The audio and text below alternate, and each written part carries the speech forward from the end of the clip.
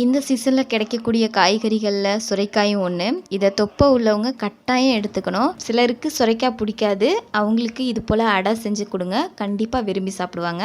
வாங்க சுரைக்காய் அடை எப்படி செய்யலான்னு பார்க்கலாம். நான் Subhashree, welcome to Subha cookery. இப்போது நான் ஒரு 1/2 கிலோ அளவுக்கு சுரைக்காய் எடுத்திருக்கேன். இதை தோல் சீவிட்டு நம்ம துருவி எடுத்துக்கலாம். பாருங்கள், இந்த அளவுக்கு நம்ம துருவி எடுத்துக்கணும். இப்போது இதில் ஒரு 3 டேபிள் ஸ்பூன் அளவுக்கு நான் அரிசி மாவு சேர்த்துக்கிறேன். இப்போது ஒரு 1/4 டீஸ்பூன் அளவுக்கு சீரகத்தை இது போல் கசக்கி சேர்த்துக்கோங்க.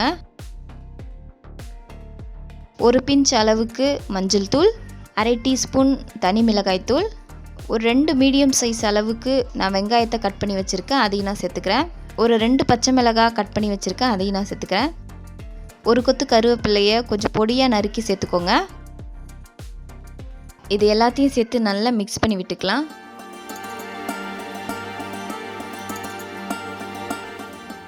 நம்ம மிக்ஸ் பண்ணுறப்போ சுரைக்காயிலேருந்து தண்ணீர் விடும், அதை நம்ம பேலன்ஸ் பண்ணுறதுக்கு ஒரு 2 டேபிள் ஸ்பூன் அளவுக்கு நான் அரிசி மாவு சேர்த்துக்கிறேன்.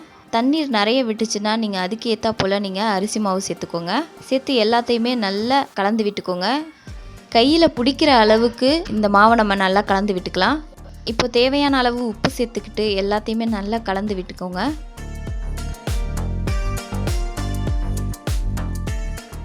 அவ்வளோதான், இந்த அளவு கலந்து வச்சா போதும். இப்போ ஒரு தோசைக்கல்லில் கொஞ்சமாக மாவு எடுத்து இது போல் அடை மாதிரி தட்டி விட்டுக்கோங்க.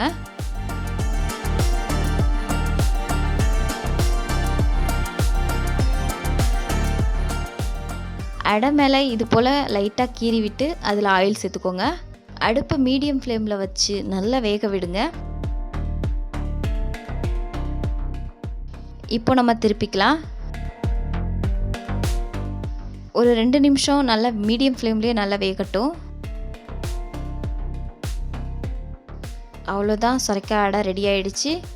இதை நம்ம ஒரு பிளேட்டில் மாற்றிக்கலாம்.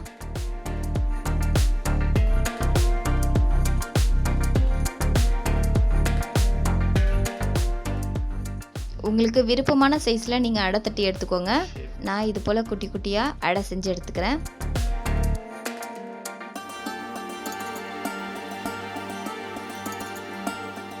பாருங்கள், எவ்வளோ கிறிஸ்பியான அடை தோசை ரெடி ஆகிடுச்சு. சுரைக்காய் பிடிக்காதவங்க கூட இது போல் அடை செஞ்சு கொடுங்க, கண்டிப்பாக விரும்பி சாப்பிடுவாங்க. இது கூட நீங்கள் தேங்காய் சட்னி வச்சு சாப்பிட்டா அல்டிமேட்டாக இருக்கும். கண்டிப்பாக ட்ரை பண்ணி பாருங்கள். உங்களுக்கு இந்த சுரைக்காய் அடை வீடியோ பிடிச்சிருந்ததுன்னா சுபா குக்கரி சேனலை சப்ஸ்கிரைப் பண்ணுங்கள், லைக் பண்ணுங்கள், ஷேர் பண்ணுங்கள். அடுத்த வீடியோவில் சந்திக்கிறேன். நன்றி.